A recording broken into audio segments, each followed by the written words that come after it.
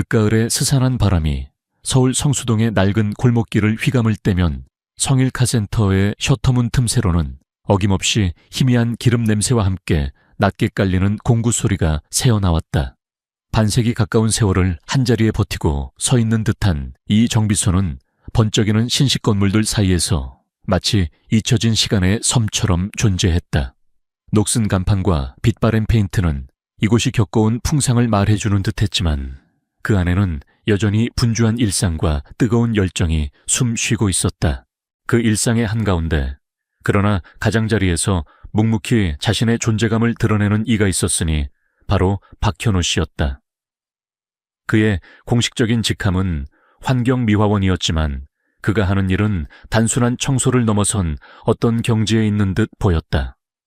그의 손길이 지나간 바닥은 먼지 한 톨 없이 말끔했고 어지럽게 널려있기 십상인 공구들은 마치 처음부터 그 자리에 있었던 것처럼 가지런히 정돈되었다. 그의 움직임에는 군더더기 없는 절제미와 오랜 경험에서 우러나오는 노련함이 배어 있었다. 마치 조용한 의식을 치르듯 그는 정비소 전체를 자신만의 방식으로 조율하고 있었다. 정비소 한쪽 낡은 타이어 더미 옆에 마련된 그의 작은 휴식 공간에는 달코 다른 자동차 정비 개론서 몇 권과 해외 클래식카 전문 잡지들이 가지런히 꽂혀 있었다. 대부분은 젊은 정비사들이라면 제목조차 생소할 법한 오래된 책들이었지만 현우 씨는 쉬는 시간마다 말없이 그것들을 탐독하곤 했다. 그의 깊게 펜 미간과 책장을 넘기는 신중한 손길에서는 단순한 소일거리가 아닌 깊은 지적 탐구의 흔적이 느껴졌다. 때로는 낡은 가죽 수첩에 만년필로 복잡한 회로도나 부품 설계도를 옮겨 적기도 했는데 그 정교함은 웬만한 전문 설계사 못지않았다. 박 씨, 저쪽 폐기물들 좀 정리해 주시겠어요? 오늘따라 유난히 정신이 없네. 사무실에서 나온 초회 사장이 넥타이를 느슨하게 풀며 말했다. 그는 사람 좋은 웃음을 곧잘 보였지만 최근 몇 달간 계속된 경영난에 얼굴에는 그늘이 드리워져 있었다. 현우 씨는 짧게 고개를 끄덕이고는 익숙하게 폐기물 처리장으로 향했다.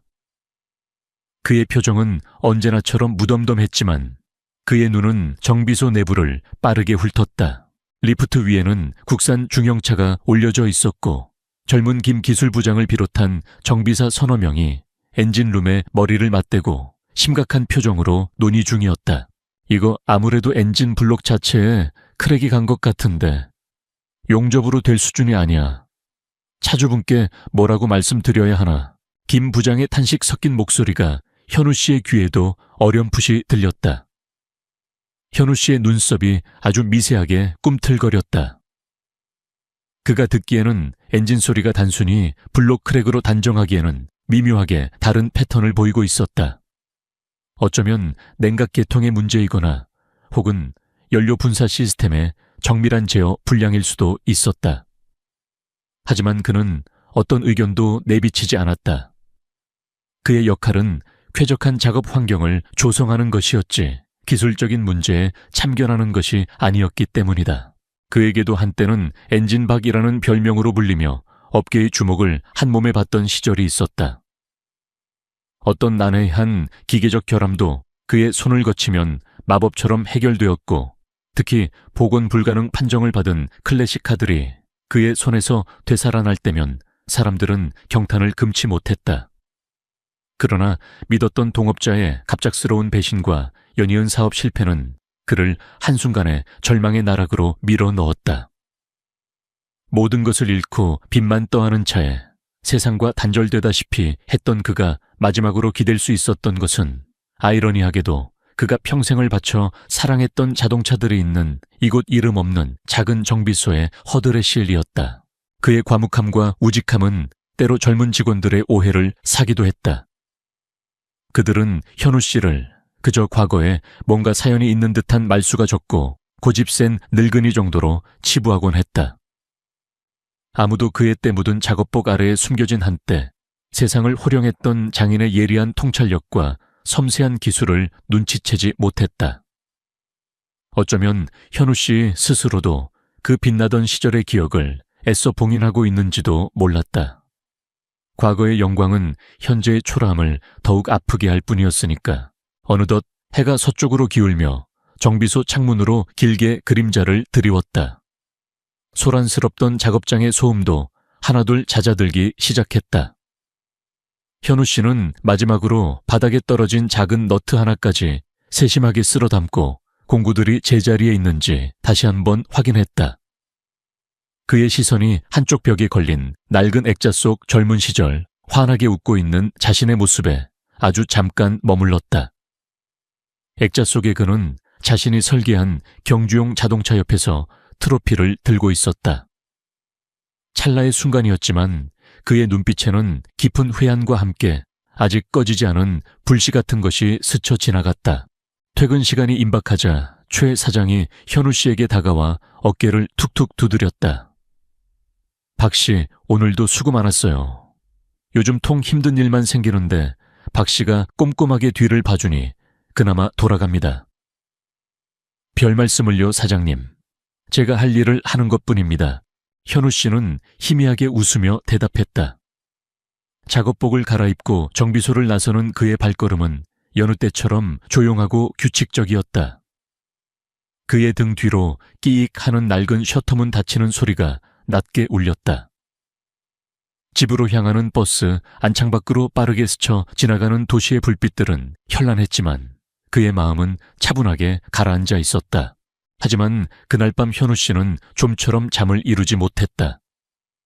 낮에 들었던 중형차의 미세한 엔진 부조음, 그리고 젊은 정비사들의 섣부른 진단이 자꾸만 머릿속을 맴돌았다. 마치 오랫동안 풀지 못한 어려운 수학 문제처럼 그의 의식을 자극했다.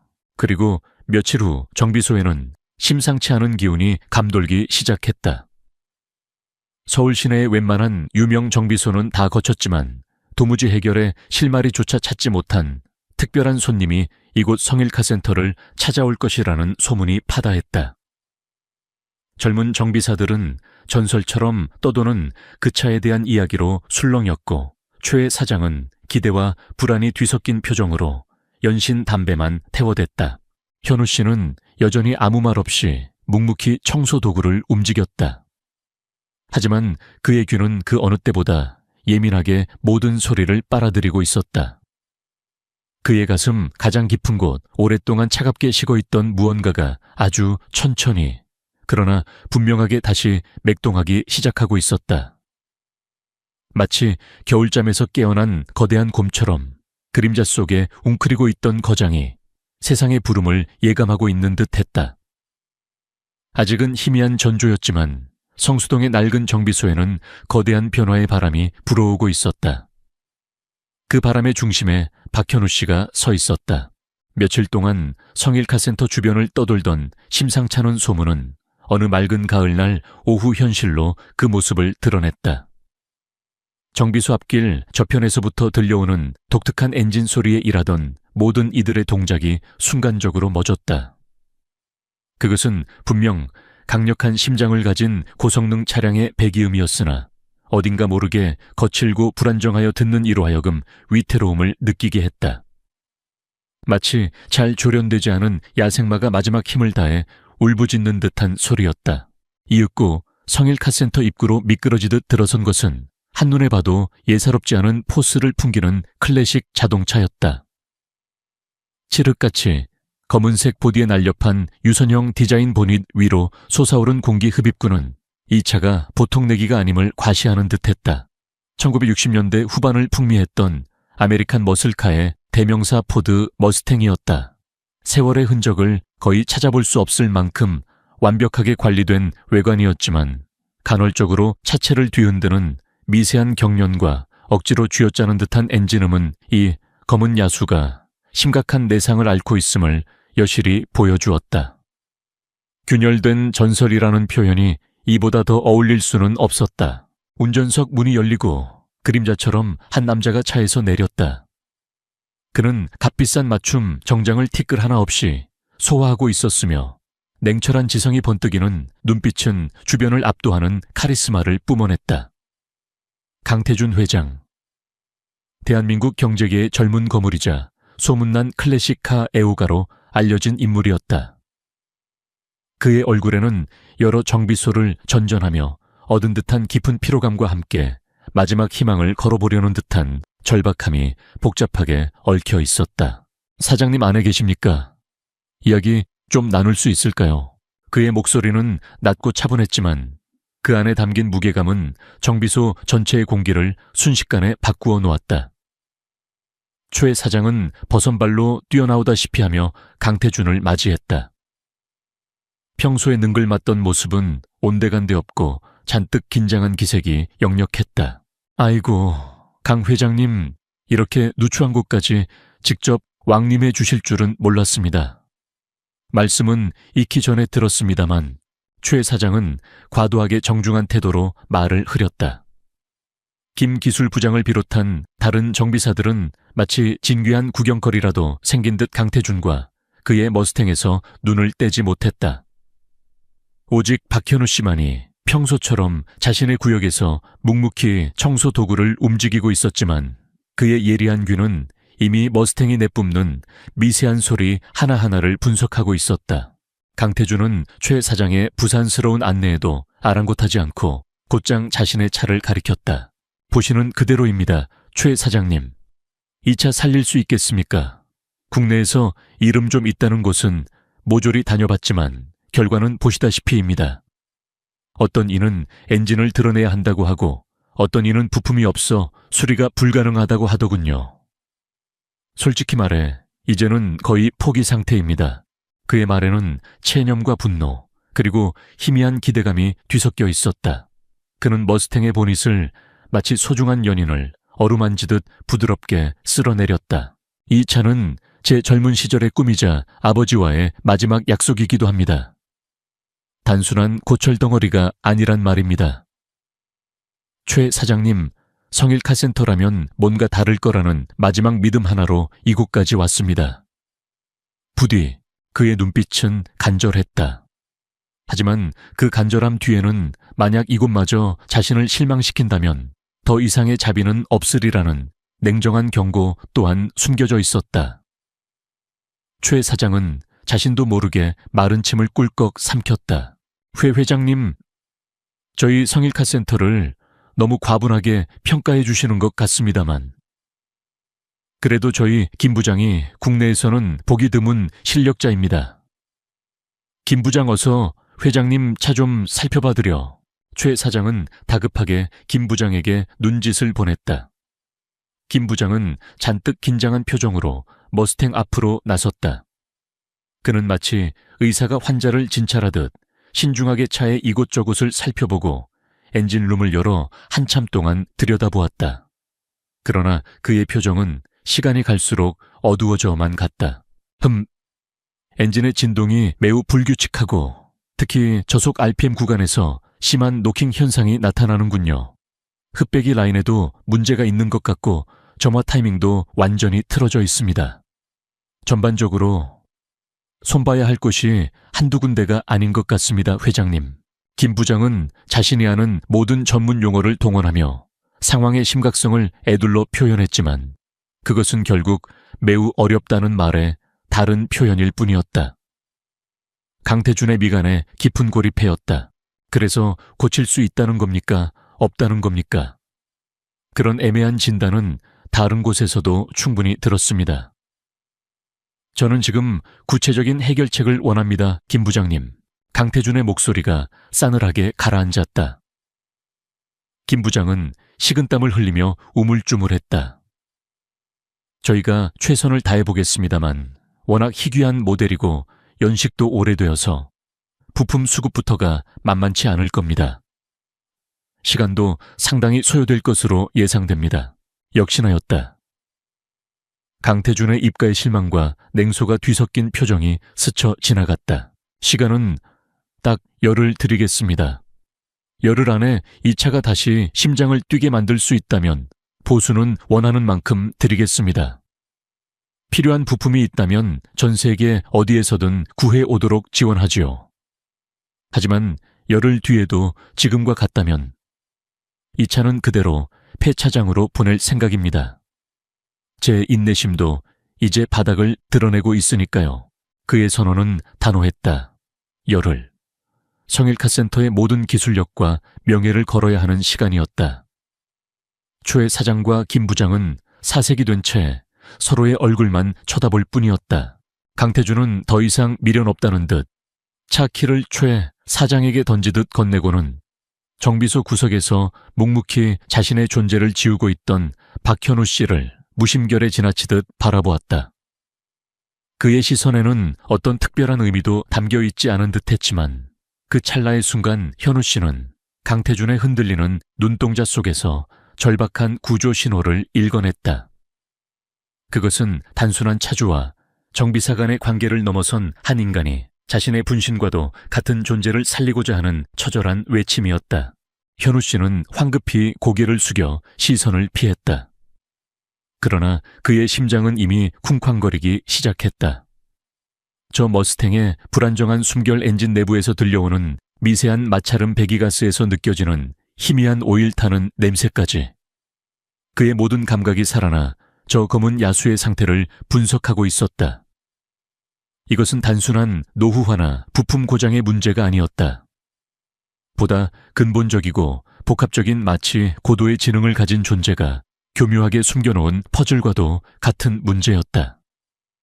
그의 머릿속에는 이미 몇 가지 가능한 진단과 해결책들이 폭풍처럼 휘몰아치고 있었다. 저건 단순한 기계적 결함이 아니야.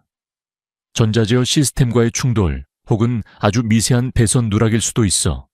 아니면 과거 누군가의 잘못된 수리가 문제를 더욱 꼬아놨을 가능성도 배제할 수 없지. 현우 씨의 입가에서 자신도 모르게 낮은 탄식이 흘러나왔다.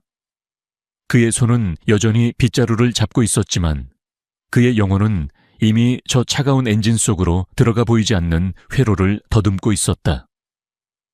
수십 년 동안 억눌러 왔던 장인의 본능이 굶주린 맹수처럼 포효하며 깨어나려 하고 있었다.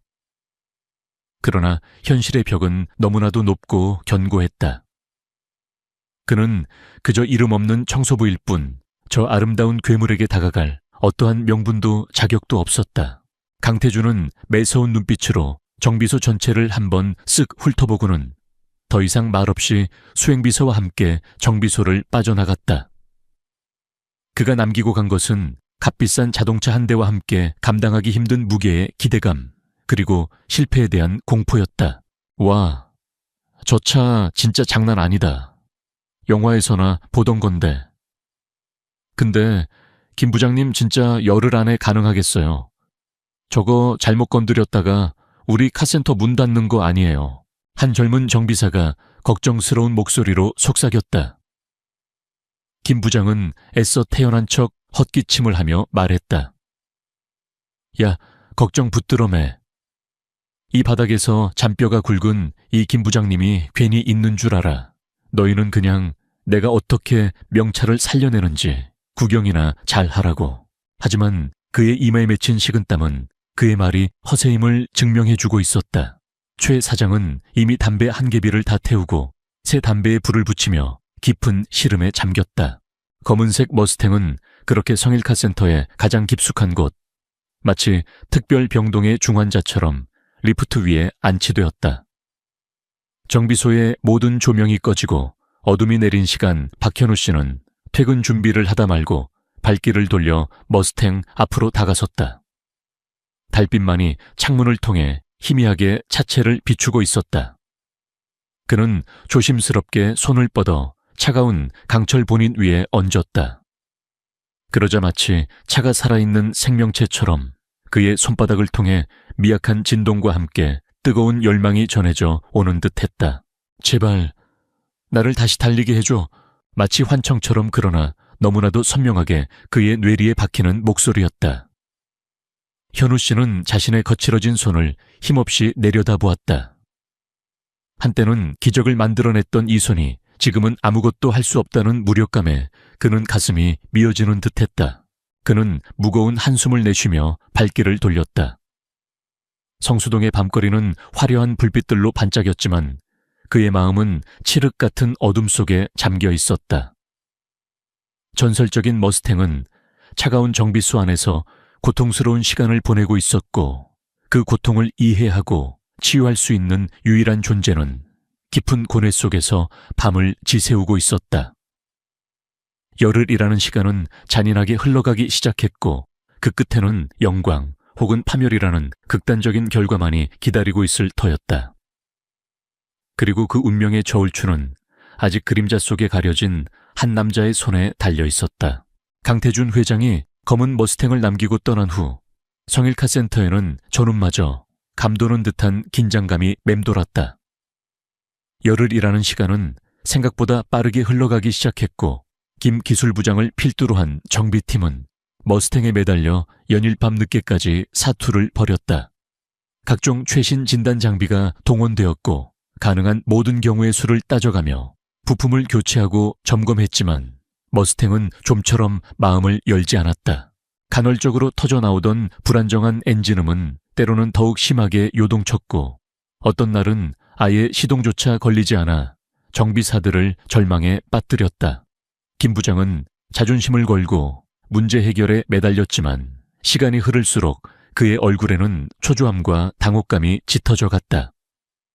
최 사장은 작업장 주변을 서성이며 연신 담배를 태워댔고 젊은 정비사들 사이에서는 역시 우리 수준에서 해결될 차가 아니었어 라는 자조 섞인 목소리가 흘러나오기 시작했다. 박현우 씨는 이 모든 과정을 그림자처럼 조용히 지켜보고 있었다. 그는 낮 동안 자신의 청소 업무를 묵묵히 수행하면서도 정비사들의 대화나 머스탱에서 흘러나오는 미세한 소리 하나하나에 귀를 기울였다. 그들의 접근 방식은 틀리지 않았지만 핵심을 비껴가고 있다는 것을 그는 본능적으로 알고 있었다. 마치 복잡하게 얽힌 실타래의 가장 중요한 매듭을 찾지 못하고 주변만 맴도는 듯한 모습이었다. 저건 단순한 부품 교체나 정비 불량의 문제가 아니야. 기계적인 마모와 전자제어 시스템의 미세한 오류가 복합적으로 작용하고 있는 것 같은데 게다가 연식을 고려하면 당시 설계의 한계나 고질적인 문제점까지 염두에 둬야 해. 현우 씨의 머릿속은 이미 수십 번도 더 머스탱의 엔진룸을 해체하고 재조립한 상태였다. 그의 가슴속에서는 뜨거운 무언가가 치밀어 오르는 것을 느꼈다. 저 아름다운 야수가 길을 잃고 헤매는 것을 더 이상 지켜보고만 있을 수는 없었다. 하지만 그가 나설 수 있는 명분은 없었다. 만약 그가 나서서 실패라도 한다면 지금의 조용한 일상마저 위태로워질 수 있었다.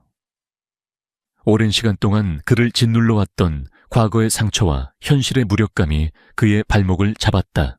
며칠이 더 흘러 약속된 열흘의 절반이 속절없이 지나갔다. 정비소의 분위기는 점점 더 침체되었고 김 부장은 거의 반쯤 넋이 나간 사람처럼 보였다.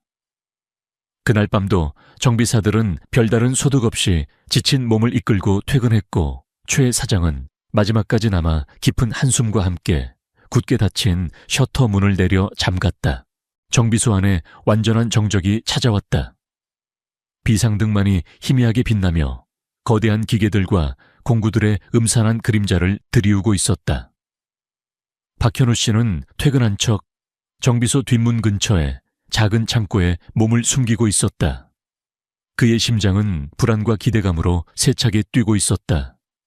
이것은 위험한 도박이었다.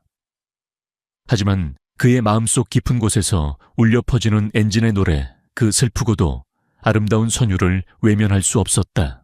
모두가 떠나고 한참의 시간이 흐른 뒤 현우 씨는 조심스럽게 창고 문을 열고 어둠 속으로 나섰다. 그의 발걸음은 소리 없이 리프트 위에 잠든 머스탱으로 향했다. 마치 성소를 찾아온 순례자처럼 그는 경건한 마음으로 차 앞에 섰다. 낮 동안의 소란과 먼지를 뒤집어 쓴 채 침묵하고 있는 머스탱은 그럼에도 불구하고 여전히 위압적인 아름다움을 뿜어내고 있었다. 그는 먼저 차체 주변을 천천히 돌며 외관을 꼼꼼히 살폈다. 그의 손길이 차가운 금속 표면을 부드럽게 쓸어내렸다. 마치 오랜 친구를 대하듯 그는 책에 무언의 위로를 건네는 듯했다. 그리고 마침내 그는 조심스럽게 보닛을 열었다. 복잡하게 얽힌 VFL 엔진이 어둠 속에서도 그 위용을 드러냈다. 현우 씨는 주머니에서 작은 휴대용 랜턴과 함께 낡았지만 손때 묻어 반질반질한 몇 가지 공구들을 꺼냈다. 그것은 그가 과거 엔진박으로 불리던 시절부터 사용해온 그의 분신과도 같은 공구들이었다. 젊은 정비사들이 사용하는 번쩍이는 최신 공구들과는 비교할 수 없을 만큼 낡고 투박했지만 그의 손에는 그 어떤 첨단 장비보다도 더 익숙하고 정확했다. 그는 먼저 엔진룸 전체의 먼지를 부드러운 솔로 조심스럽게 털어냈다. 그리고 랜턴 불빛에 의지해 각 부품들을 세밀하게 관찰하기 시작했다. 그의 눈은 단순한 표면을 넘어 금속의 미세한 균열 배선에 미묘한 변색 볼트의 체결 상태까지도 놓치지 않았다. 그의 코는 연료나 오일이 새는 아주 작은 흔적까지도 감지해냈다. 몇 시간 동안 그는 마치 고고학자가 고대 유물을 발굴하듯 신중하고도 집중적으로 엔진을 탐색했다. 그의 모든 신경은 오직 머스탱의 엔진과 교감하는 데 집중되어 있었다. 그는 기존 정비사들이 간과했던 부분들을 하나씩 찾아내기 시작했다. 연료 공급 라인에 아주 미세한 굴절 흡기, 매니폴드 게스킷의 경미한 손상, 그리고 가장 결정적으로 점화 시스템과 연결된 오래된 배선 중 하나가 피복이 거의 벗겨진 채 다른 금속 부분과 간헐적으로 접촉하고 있는 것을 발견했다. 이것이 바로 불규칙한 엔진 부조와 실화의 주범일 가능성이 높았다. 다른 정비사들은 아마도 더 크고 명확한 문제점에만 집중하느라 이처럼 사소하지만 치명적인 결함을 놓쳤을 것이다. 역시 단순한 문제가 아니었어. 오랜 세월 동안 누적된 피로와 미세한 손상들이 복합적으로 작용하면서 마치 유령처럼 예측 불가능한 증상을 만들어냈던 거야. 현우 씨는 희미한 미소를 지었다. 마치 오랫동안 풀리지 않던 어려운 수수께끼의 실마리를 찾은 듯한 희열이 그의 온몸을 감쌌다. 그는 조심스럽게 손상된 배선을 임시로 절연 처리하고 느슨해진 부품들을 정확한 토크 값으로 다시 조였다. 그의 손놀림은 마치 숙련된 외과 의사의 수술처럼 정교하고 망설임이 없었다. 시간은 이미 자정을 훌쩍 넘어 새벽을 향해 가고 있었다. 정비소 안은 여전히 깊은 침묵에 잠겨 있었지만 현우 씨의 입에는 구슬땀이 송골송골 맺혀 있었다. 그는 잠시 작업을 멈추고 거친 숨을 몰아쉬었다. 하지만 그의 눈빛은 그 어느 때보다도 밝게 빛나고 있었다. 오랫동안 잊고 지냈던 열정이 그의 심장 속에서 다시 뜨겁게 타오르기 시작한 것이다. 그는 다시 머스탱의 운전석에 조심스럽게 앉았다. 그리고 떨리는 손으로 시동키를 돌렸다. 순간 정적을 깨고 육중한 엔진음이 터져 나왔다. 이전의 불안정하고 거친 소리가 아니었다. 낮고 부드러우면서도 강력한 힘이 느껴지는 잘 조율된 오케스트라의 연주와도 같은 소리였다. 엔진은 더 이상 불안하게 요동치지 않았고 마치 깊은 잠에서 깨어난 거인처럼 안정적인 숨결을 내쉬고 있었다. 현우 씨는 가만히 눈을 감고 그 소리에 귀를 기울였다. 그것은 단순한 기계음이 아니었다. 그것은 밤의 정적 속에서 울려 퍼지는 엔진의 노래였고 그 노래는 오직 그것을 이해하는 자에게만 진정한 의미를 드러내는 비밀스러운 속삭임과도 같았다. 그의 입가에 만족스러운 미소가 떠올랐다. 아직 완벽한 것은 아니었지만 그는 마침내 이 균열된 전설을 다시 달리게 할 수 있다는 확신을 얻었다. 그는 시동을 끄고 자신이 작업한 흔적을 완벽하게 지웠다. 사용했던 공구들은 다시 그의 비밀스러운 공간에 감춰졌고 바닥에 떨어진 아주 작은 부스러기 하나까지도 깨끗하게 처리했다. 아무도 그가 밤새 이곳에서 무슨 일을 했는지 알아서는 안 되었다. 동이 트기 직전 현우 씨는 다시 청소부의 모습으로 돌아와 정비소 뒷문을 조용히 빠져나왔다. 그의 몸은 밤샘 작업으로 청은망은 무거웠지만 그의 마음은 날아갈 듯 가벼웠다. 그는 아직 아무에게도 말할 수 없는 비밀을 간직한 채 새벽의 차가운 공기를 가르며 집으로 향했다. 그의 귓가는 여전히 머스탱의 아름다운 엔진 소리가 희미하게 울려 퍼지고 있었다. 그것은 희망의 노래였다. 첫날 밤의 성공적인 응급처치 이후 박현우 씨의 비밀스러운 작업은 매일 밤 계속되었다. 그는 마치 자신만의 성스러운 의식을 치르듯 모두가 떠난 정비소에 홀로 남아 머스탱과 씨름했다. 낮 동안 청소부로서의 일과를 마치고 나면 피로가 몰려왔지만 머스탱 앞에 서면 언제 그랬냐는 듯 그의 눈빛은 다시 생기로 빛났다. 그의 진단은 정확했다. 핵심적인 문제는 낡은 배선과 연료 공급 계통의 미세한 불균형, 그리고 오랜 세월 방치된 부품들의 복합적인 노후화였다. 하지만 문제를 아는 것과 해결하는 것은 전혀 다른 차원의 이야기였다. 특히 클래식 머스탱의 순정 부품을 구하는 것은 하늘의 별 따기만큼이나 어려웠다. 국내에서는 이미 씨가 마른 지 오래였고 해외에서 수입하자니 당장 열흘이라는 시간 제한에 턱없이 부족했다. 며칠 밤을 고민하던 현우 씨는 결국 자신의 오랜 기억과 경험을 더듬어 해결책을 찾아내기 시작했다. 그는 낡은 수첩에 빼곡히 적어두었던 과거의 정비 기록들과 해외 포럼에서 간간히 얻었던 희귀 정보들을 조합했다. 어떤 부품은 규격이 비슷한 다른 차종의 것을 개조하여 사용했고 어떤 것은 아예 손수 제작하기도 했다. 그의 낡은 공구함 속에는 일반 정비소에서는 볼 수 없는 그가 직접 만든 특수 공구들이 숨겨져 있었다. 그것들은 이런 위급한 상황에서 그의 손과 발이 되어 주었다.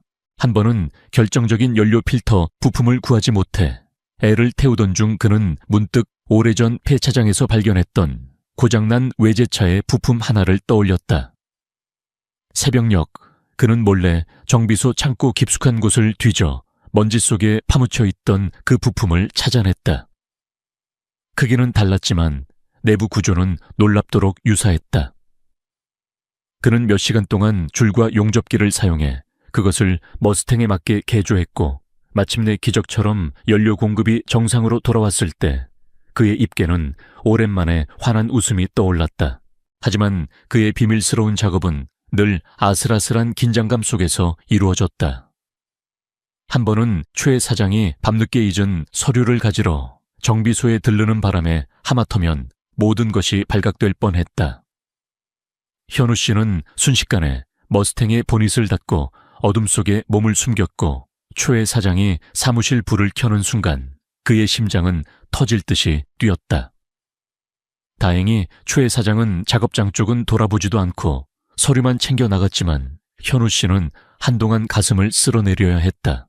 또 다른 날에는 야간 순찰을 돌던 경비원이 작업장 안에서 희미한 불빛을 보고 다가오는 소리에 황급히 랜턴을 끄고 숨을 죽였다.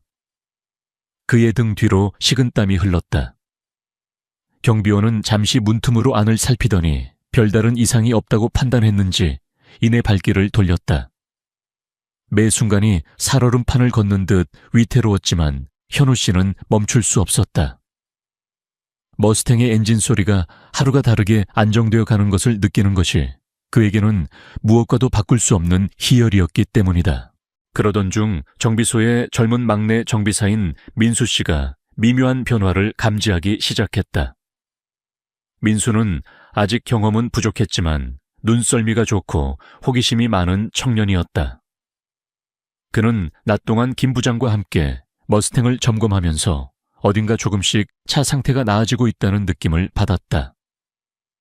분명 어제까지도 해결되지 않던 문제가 오늘은 조금 완화되어 있었고 엔진 소리도 전보다 한결 부드러워진 것 같았다.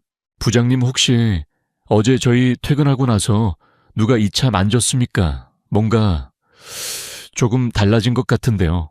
민수의 말에 김 부장은 의아한 표정을 지었다. 무슨 소리야? 내가 마지막까지 확인하고 퇴근했는데. 그리고 이 채 손댈 사람이 우리 말고 또 누가 있다고. 김 부장은 대수롭지 않게 넘겼지만 민수의 의구심은 쉽게 사라지지 않았다. 그는 작업장 구석에서 늘 조용히 청소만 하던 박현우 씨를 유심히 관찰하기 시작했다. 현우 씨는 여전히 말없이 자신의 일만 하고 있었지만 가끔 머스탱 쪽을 바라보는 그의 눈빛에서 민수는 이전에는 보지 못했던 어떤 깊이를 느끼곤 했다. 그리고 아주 가끔 현우 씨의 작업복 소매나 손톱 밑에 일반적인 청소에서는 묻기 힘든 아주 미세한 엔진 오일 자국이나 금속 가루 같은 것이 묻어 있는 것을 발견하기도 했다.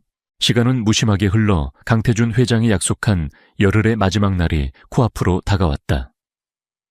성일카센터의 공식적인 수리 작업은 여전히 지지부진했고 김 부장은 거의 자포자기 상태에 이르렀다.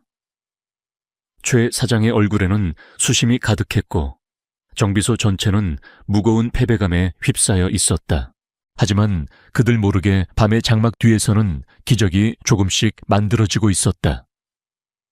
박현우 씨의 헌신적인 노력 덕분에 머스탱은 거의 완벽하게 과거의 컨디션을 회복해가고 있었다. 엔진은 이제 더 이상 불안정한 신음을 토해내지 않았고 마치 잠에서 깨어난 맹수처럼 강력하고도 절제된 힘을 과시할 준비를 마친 듯했다. 현우 씨는 마지막 밤 자신이 할 수 있는 모든 점검과 조정을 마쳤다. 그의 얼굴에는 깊은 피로감이 서려 있었지만 눈빛만은 형형하게 빛나고 있었다. 그는 마지막으로 자신이 작업했던 모든 흔적을 완벽하게 지웠다. 자신이 사용했던 낡은 공구들은 다시 창고 깊숙한 곳에 숨겨졌고 작업대 주변은 먼지 하나 없이 깨끗하게 정리되었다. 이제 남은 것은 운명의 시간을 기다리는 것뿐이었다. 다음 날 아침 정비소 문을 열고 들어서는 현우 씨의 마음은 복잡했다. 과연 강태준 회장은 머스탱의 변화를 알아챌 수 있을까? 만약 알아챈다면 그 공은 누구에게 돌아갈까? 그리고 만약 자신의 비밀이 드러난다면 어떤 결과가 기다리고 있을까? 수많은 질문들이 그의 머릿속을 어지럽혔다. 그때 정비소 입구에서 요란한 클렉슨 소리가 울려 퍼졌다. 약속된 시간이 되기도 전에 강태준 회장이 그의 수행원들과 함께 모습을 드러낸 것이었다. 그의 얼굴은 차갑게 굳어 있었고 눈빛은 매서웠다. 마치 마지막 심판을 내리러 온 사신처럼. 정비소 안의 모든 공기가 순간적으로 얼어붙는 듯했다. 시간과의 싸움은 끝났고 이제 드러나는 진실만이 그들을 기다리고 있었다. 강태준 회장의 예고 없는 이른 등장은 성일카센터의 아침을 얼어붙게 만들었다. 그의 차갑고 날카로운 시선은 마치 정비소 전체를 꿰뚫어 보는 듯했고 그 누구도 감히 먼저 입을 열지 못했다. 초의 사장은 식은땀을 뻘뻘 흘리며 어쩔 줄 몰라 했고 김기술 부장은 이미 모든 것을 체념한 듯 고개를 숙인 채였다. 열흘이라는 시간 동안 그들이 보여준 결과는 처참했기에 어떤 변명도 통하지 않으리라는 것을 직감하고 있었다. 시간이 되었습니다, 최 사장님. 제 차는 어떻습니까? 강태준의 목소리는 낮았지만 그 안에 담긴 압박감은 실로 엄청났다. 최 사장은 마른 입술을 몇 번 달싹이다가 결국 김 부장에게 절망적인 눈짓을 보냈다. 김 부장은 떨리는 손으로 머스탱의 운전석 문을 열고 시동키에 손을 가져갔다. 그의 머릿속은 이미 이 차가 또다시 시동조차 걸리지 않거나 기껏해야 불안정한 소음만을 내뿜을 것이라는 비관적인 예상으로 가득 차 있었다. 그는 눈을 질끈 감았다. 제발 한 번만이라도. 그의 간절한 바람과 함께 키가 돌아가는 순간 정비소 전체에 정적을 깨고 육중하면서도 우렁찬 엔진음이 터져 나왔다. 그것은 이전의 불안정하고 거친 소음이 아니었다. 마치 오랫동안 잠들어 있던 거대한 야수가 포효하며 깨어나는 듯한 강력하고도 완벽하게 조율된 배기음이었다. 엔진은 한치의 망설임도 없이 부드럽게 회전하며 안정적인 아이들링 상태를 유지했다. 그 소리는 절망에 빠져 있던 성일카센터 전체에 마치 새벽의 첫 햇살처럼 퍼져나갔다. 김 부장은 물론 초의 사장과 다른 정비사들까지도 믿을 수 없다는 표정으로 머스탱을 바라보았다. 그들의 눈앞에 있는 것은 분명 며칠 전까지만 해도 고철덩어리나 다름없었던 바로 그 차였다. 하지만 지금 머스탱은 마치 새로 태어난 듯 완벽한 컨디션을 자랑하고 있었다. 가장 놀란 것은 강태준 회장이었다. 그의 냉정하던 얼굴에 처음으로 당혹감과 함께 믿을 수 없다는 표정이 스쳐 지나갔다. 그는 직접 운전석에 올라 가속 페달을 몇 번 가볍게 밟아보았다. 엔진은 그의 발끝 움직임에 즉각적으로 반응하며 조금의 머뭇거림도 없이 RPM을 끌어올렸다. 마치 잘 훈련된 경주마처럼 주인의 명령을 기다리고 있는 듯했다. 이게 어떻게 된 겁니까? 강태준은 시동을 끈 채 여전히 믿기지 않는다는 듯 김 부장을 돌아보았다. 김 부장 역시 어안이 벙벙한 상태였다. 그는 자신이 한 일이라고는 도저히 설명할 수 없는 이 기적 같은 상황에 그저 고개만 저을 뿐이었다. 저희도 지금 어떻게 된 영문인지 최 사장이 얼떨결에 앞으로 나서며 말을 더듬었다. 그는 어떻게든 이 상황을 자신들에게 유리하게 이끌어보려 했지만 너무나도 갑작스러운 반전에 말문이 막혔다. 강태준은 더 이상 그들의 설명을 기다리지 않았다. 그는 직접 차를 몰고 정비소 밖 도로로 나갔다. 잠시 후 머스탱은 강력한 타이어 마찰음을 내며 도로를 질주했고 그의 얼굴에는 조금씩 만족스러운 미소가 번지기 시작했다. 가속 코너링 제동까지 모든 것이 완벽했다. 마치 공장에서 막 출고된 새 차와도 같았고, 아니 그 이상으로 완벽하게 조율된 느낌이었다. 얼마 지나지 않아 정비소로 돌아온 강태준의 얼굴에는 처음 이곳에 왔을 때와는 전혀 다른 깊은 만족감과 함께 일말의 흥분감마저 서려 있었다. 하지만 그는 여전히 무언가 풀리지 않는 의문이 있다는 듯 날카로운 눈빛으로 정비소 내부를 다시 한번 꼼꼼히 훑어보았다. 훌륭합니다. 정말 훌륭하군요. 솔직히 전혀 기대하지 않았는데 마치 마법 같습니다. 그의 칭찬에 최 사장과 김 부장은 안도의 한숨을 내쉬면서도 한편으로는 이 상황을 어떻게 설명해야 할지 몰라 진땀을 흘렸다. 그들이 한 것이라고는 사실상 아무것도 없었기 때문이다. 강태준은 차에서 내려 다시 한번 머스탱의 엔진룸을 열어보았다. 깨끗하게 정돈된 엔진룸 완벽하게 체결된 부품들, 그리고 무엇보다도 엔진 전체에서 느껴지는 안정감. 그는 수많은 차를 다뤄본 전문가였기에 이것이 단순히 운이 좋아 해결된 문제가 아니라는 것을 직감했다. 이것은 분명 고도의 기술과 경험을 가진 누군가의 손길이 닿았다는 증거였다. 하지만 성일 카센터의 기술 수준이나 김 부장의 능력으로는 도저히 설명할 수 없는 완벽함이었다. 정비소 안에는 어색한 침묵이 흘렀다. 새벽의 포효와도 같았던 머스탱의 엔진 소리가 잦아든 자리에 이제는 무겁고도 긴장된 침묵만이 감돌고 있었다. 박현우 씨는 여전히 가장 구석진 곳에서 청소 도구를 만지작거리며 이 모든 상황을 지켜보고 있었다.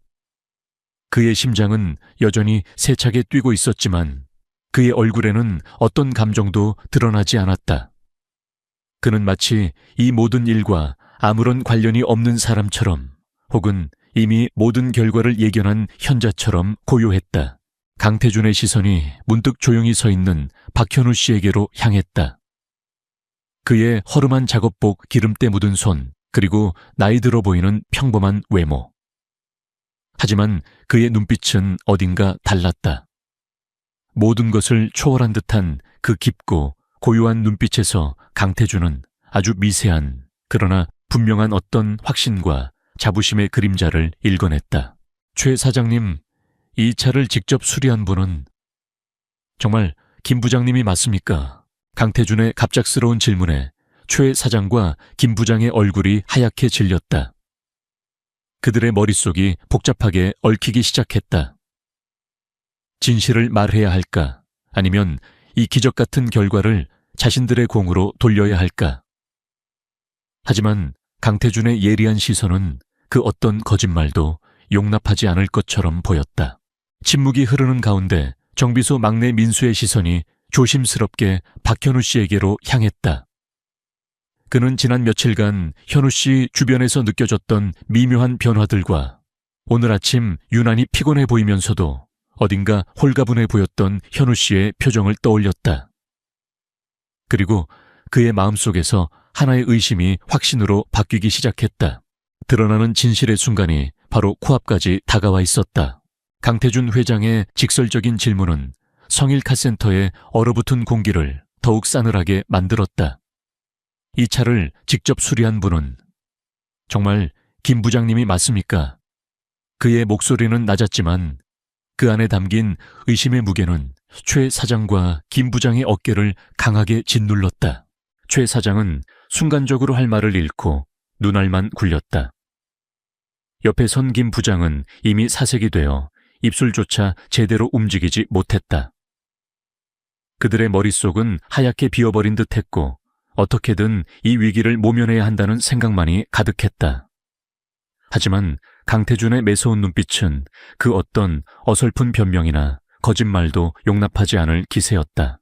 회장님, 그게 무슨 말씀이신지. 물론 저희 김 부장이 총괄해서 팀원들과 함께 최선을 다했습니다. 예, 그렇죠. 김 부장. 최 사장은 다급하게 김 부장에게 동의를 구했지만 김 부장은 차마 고개를 끄덕일 수 없었다. 그의 양심이 허락하지 않았다. 그저 침만 꿀꺽 삼키며 시선을 피할 뿐이었다. 그 모습은 오히려 강태준의 의심을 더욱 키우는 결과를 낳았다. 강태준은 더 이상 그들에게서 답을 구하려 하지 않았다. 그의 날카로운 시선은 정비소 내부를 천천히 훑었다. 그는 단순한 사업가를 넘어선 기계와 기술에 대한 깊은 이해를 가진 사람이었다. 머스탱의 완벽한 부활은 분명 숙련된 장인의 손길이 아니고서는 불가능한 일이었다. 엔진룸의 청결 상태, 부품들의 정교한 결합, 그리고 무엇보다도 차 전체에서 느껴지는 미묘한 균형감. 그것은 오랜 경험과 차에 대한 깊은 애정이 없이는 결코 흉내낼 수 없는 경지였다. 그의 시선이 다시 한번 정비소 가장 구석에서 묵묵히 자신의 존재를 지우고 있는 듯한 박현우 씨에게 머물렀다. 처음에는 그저 평범한 고령의 청소부로만 여겼던 인물. 하지만 지금 강태준은 그의 침착함과 모든 것을 달관한 듯한 눈빛 뒤에 무언가 거대한 비밀이 숨겨져 있을지도 모른다는 강한 예감을 느꼈다. 바로 그때 침묵을 깨고 조심스러운 목소리가 들려왔다. 정비소 막내인 민수였다. 그는 한참을 망설이다가 용기를 내어 입을 열었다. 회장님, 제가 지난 며칠 동안 좀 이상하다고 생각했던 점이 있습니다. 모든 시선이 민수에게로 쏠렸다. 최 사장과 김 부장은 그가 무슨 말을 할까 싶어 잔뜩 긴장한 표정이었다. 박 선생님께서 가끔 저희 퇴근하고 나서도 혼자 정비소에 남아 계시는 것 같았습니다.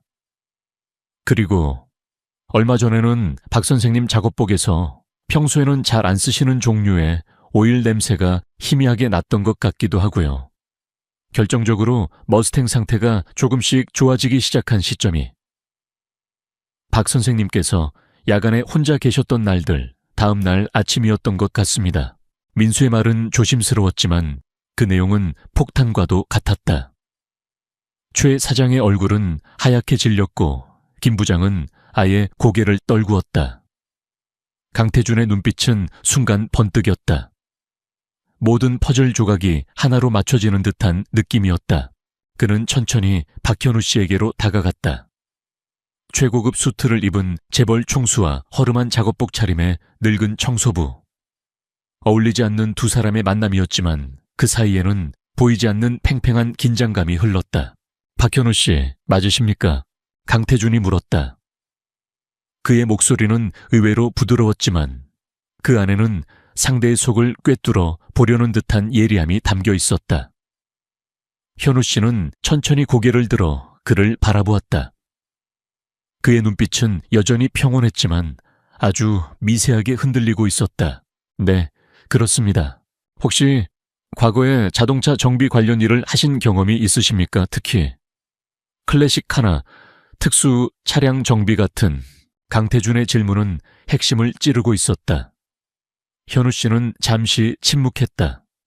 그의 머릿속에서는 수많은 생각들이 스쳐 지나갔다. 이제 와서 부인한다고 해도 소용없을 것이라는 것을 그는 알고 있었다. 하지만 수십 년 동안 숨겨왔던 과거를 이렇게 갑작스럽게 드러내고 싶지는 않았다. 그저 젊었을 때 잠시 배운 적이 있을 뿐입니다. 지금은 다 잊었습니다. 현우 씨의 대답은 우클론치의했다. 하지만 강태주는 그의 말을 믿지 않았다. 다 잊으신 분의 솜씨라고 하기에는 이 머스탱이 너무나도 완벽하게 살아났습니다, 박현우 씨. 이 차의 문제는 단순한 부품 교체로 해결될 수 있는 것이 아니었습니다. 엔진 내부의 미세한 균형 연료와 공기의 최적 혼합비, 그리고 점화 타이밍의 절묘한 조율까지. 이것은 마치 장인이 수십 년의 경험을 통해 체득한 감각으로만 가능한 작업입니다. 강태주는 머스탱의 특정 부위를 가리키며 말을 이었다. 예를 들어 이 기화기 조절 나사의 미세 조정 상태를 보십시오. 일반적인 정비 매뉴얼에 나오는 수치가 아닙니다. 이 차의 연식과 현재 엔진 상태를 정확히 파악하고 거기에 맞추어 최적의 값을 찾아낸 흔적입니다. 그리고 저쪽 연료 파이프를 고정한 클램프의 방향까지도 허투루 하지 않았습니다. 진동을 최소화하고 내구성을 높이기 위한 아주 세심한 배려죠. 이런 것들은 책으로 배울 수 있는 것이 아닙니다. 그의 분석은 너무나도 정확하고 날카로워서 현우 씨는 더 이상 변명할 말을 찾을 수 없었다. 그의 심장이 거세게 뛰기 시작했다. 자신의 모든 것을 꿰뚫어 보는 듯한 저 젊은 사업가의 눈빛 앞에서 그는 오랫동안 굳게 닫아두었던 마음의 문을 조금씩 열어야 할지도 모른다는 생각을 했다. 최 사장과 김 부장은 이미 모든 상황을 파악하고 망연자실한 표정으로 서 있을 뿐이었다. 그들이 그토록 찾아 헤매던 해결책이 자신들이 매일같이 무심히 지나치던 늙은 청소부의 손에 있었다는 사실을 도저히 믿을 수가 없었다. 강태주는 현우 씨에게 한 걸음 더 다가섰다. 그의 눈에는 더 이상 의심이나 추궁의 빛이 아니었다. 그것은 경이로움과 함께 숨겨진 보석을 발견한 듯한 뜨거운 호기심이었다. 박현우 씨, 당신이 이 차를 살린 것이 맞습니까? 제게 진실을 말씀해 주십시오. 그의 목소리에는 간절함마저 묻어 있었다. 정비소 안의 모든 시선이 박현우 씨에게로 집중되었다. 그의 입에서 나올 대답이 앞으로의 모든 것을 결정짓게 될 터였다. 숨겨진 손길의 주인이 마침내 세상의 그 모습을 드러낼 시간이 다가오고 있었다. 강태준 회장의 간절함이 담긴 질문은 무거운 침묵을 가르며 성일카센터 안에 울려 퍼졌다. 모든 시선이 박현우 씨의 입술에 고정되었다. 그의 대답 하나하나에 앞으로 펼쳐질 모든 상황이 달려있는 듯했다. 그의 굳게 닫혔던 입술이 아주 천천히 열렸다. 네, 회장님. 부족한 솜씨지만 제가 손을 좀 봤습니다. 그의 목소리는 낮고 갈라져 있었지만 그 안에는 더 이상 숨길 수 없는 진실의 무게가 담겨 있었다.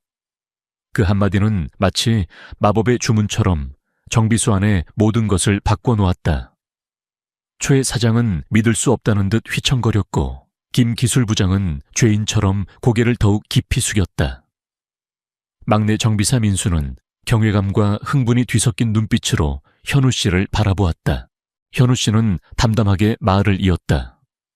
그의 목소리에는 어떤 변명이나 자기 과시도 없었다. 그저 잊혀졌던 과거의 한 페이지를 꺼내 보이듯 조용하고도 간결하게 자신의 이야기를 풀어놓았다. 오래전 아주 잠깐 차를 만지는 일을 했었습니다. 하지만 여러 가지 사정으로 그만두게 되었고 그 이후로는 연장을 잡을 일이 없을 줄 알았습니다. 그런데 회장님의 차를 보니 뭐랄까 그냥 지나칠 수가 없었습니다. 마치 저에게 말을 거는 것 같아서요. 그래서 모두 퇴근한 후에 저 혼자 조금씩 손을 보게 되었습니다. 혹시라도 누가 알게 될까, 차를 망가뜨리게 될까 두려웠지만 멈출 수가 없었습니다. 그의 고백은 수십 년 동안 가슴속에 묻어두었던 열정과 아픔을 동시에 드러내는 듯했다. 그의 이야기가 끝나자 정비소 안에는 잠시 무거운 침묵이 흘렀다. 강태준 회장은 말없이 현우 씨를 바라보았다. 그의 표정은 복잡 미묘했다. 놀라움, 감탄, 그리고 어딘가 모를 안타까움까지 뒤섞여 있는 듯했다. 그는 천천히 현우 씨에게 다가가 기름때와 세월의 흔적이 고스란히 묻어있는 그의 거친 손을 내려다보았다. 저 투박한 손이 죽어가던 전설적인 머스탱에 새 생명을 불어넣었다는 사실이 믿기지 않았다. 박현우 씨, 당신은 스스로를 부족한 솜씨라고 말했지만 제가 보기엔 당신은 진정한 장인입니다. 아니, 예술가에 가깝습니다. 이 머스탱을 이토록 완벽하게 되살려낸 것은 단순한 기술만으로는 불가능한 일입니다.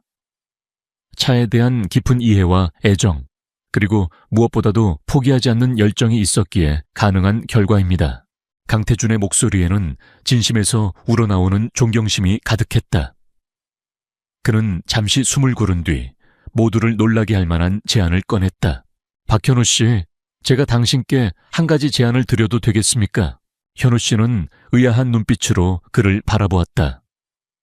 강태준은 품 안에서 고급스러운 벨벳 케이스 하나를 꺼내 들었다. 그 안에는 반짝이는 자동차 열쇠 하나가 놓여 있었다. 하지만 그것은 머스탱의 열쇠가 아니었다. 훨씬 더 현대적이고 세련된 디자인의 어떤 특별한 장소의 열쇠임을 암시하는 듯했다. 이것은 제가 최근에 인수한 최신 설비를 갖춘 자동차 복원 및 커스터마이징 전문 게러지의 열쇠입니다. 그곳은 단순한 정비소가 아닙니다. 전 세계의 희귀한 클래식 카드를 복원하고 고객들의 꿈을 현실로 만들어주는 특별한 공간입니다. 하지만 그곳에는 아직 진정한 영혼을 불어넣어줄 사람이 없습니다. 강태준은 열쇠를 현우 씨 앞으로 내밀었다. 박현우 씨, 저는 당신의 그 놀라운 재능이 이대로 묻히는 것을 원치 않습니다. 당신 같은 분이야말로 그 게러지의 진정한 주인이 될 자격이 있다고 생각합니다. 제안을 받아주시겠습니까? 그곳에서 당신의 꿈을 다시 한번 펼쳐보지 않으시겠습니까? 보수는 당신이 상상하는 그 이상을 약속드리겠습니다.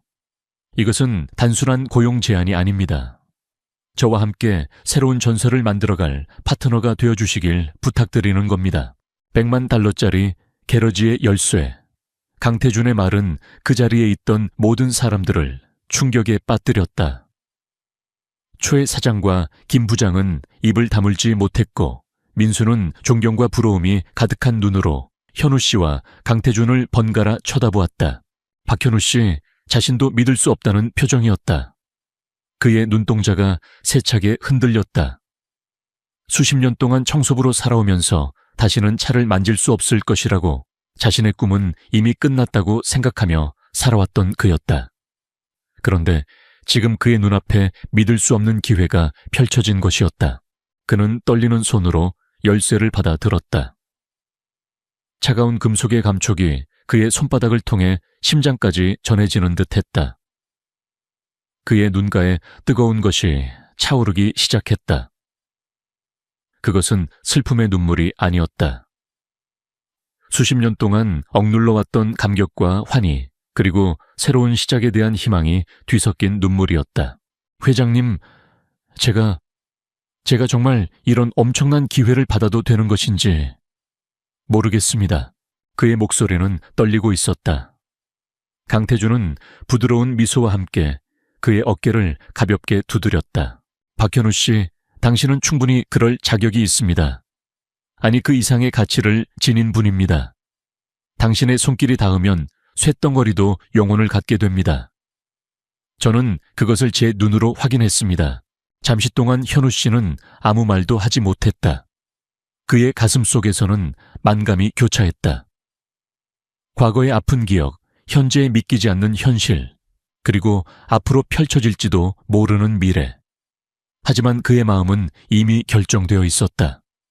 그의 심장이 다시 한번 뜨겁게 뛰기 시작했음을 그는 느낄 수 있었다.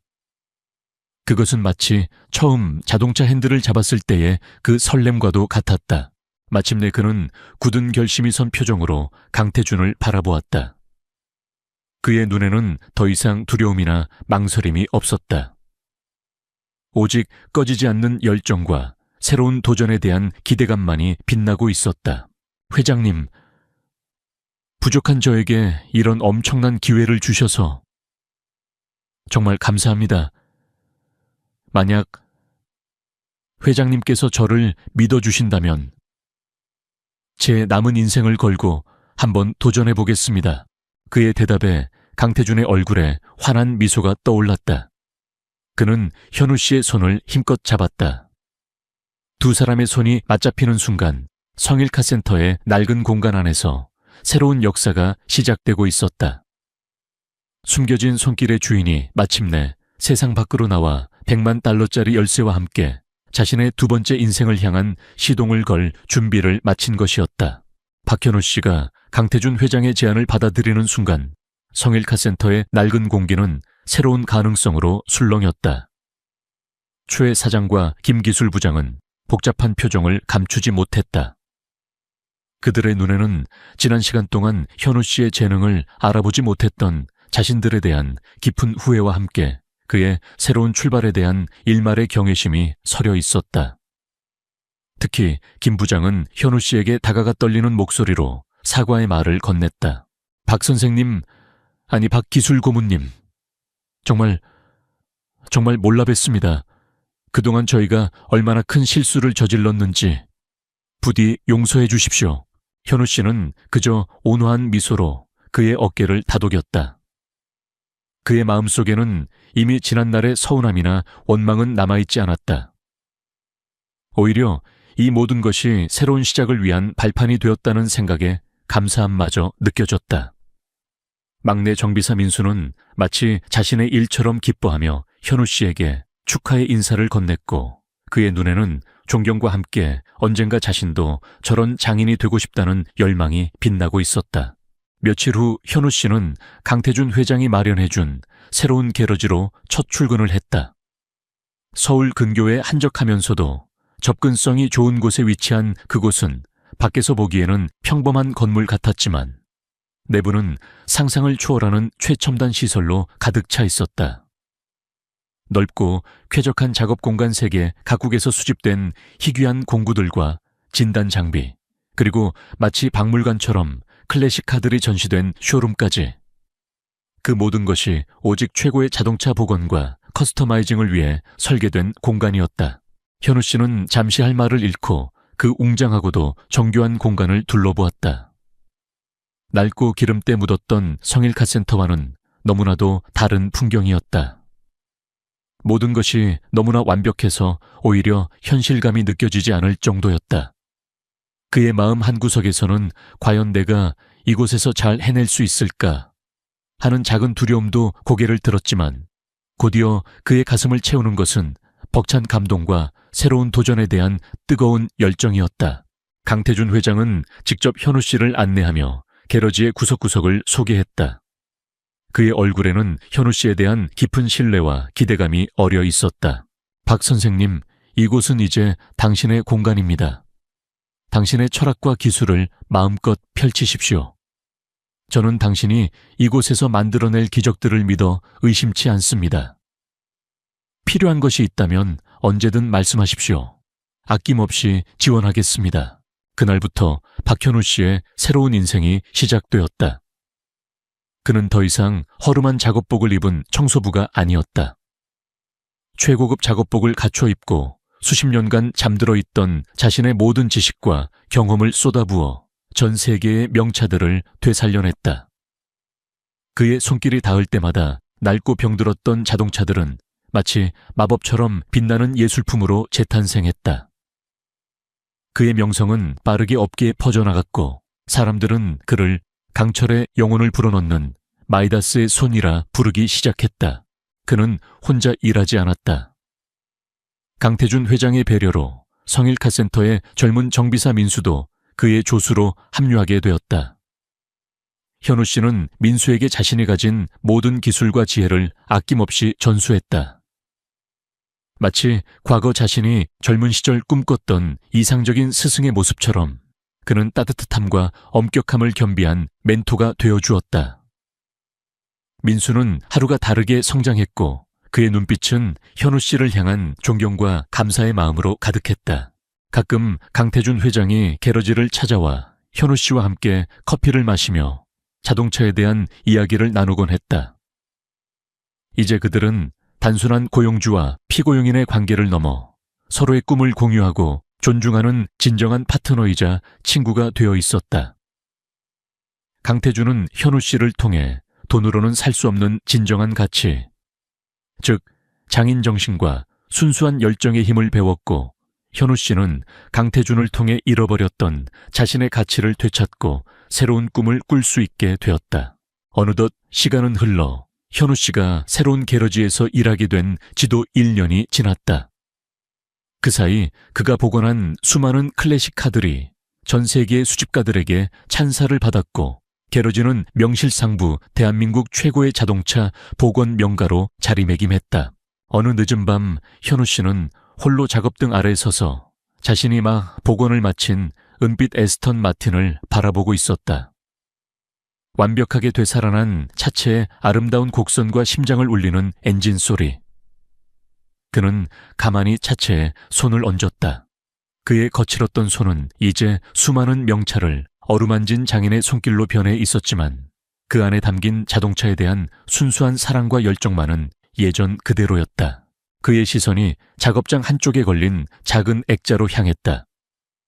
그 안에는 성일카센터 시절 기름때 묻은 작업복을 입고 어색하게 웃고 있는 자신의 모습이 담겨 있었다.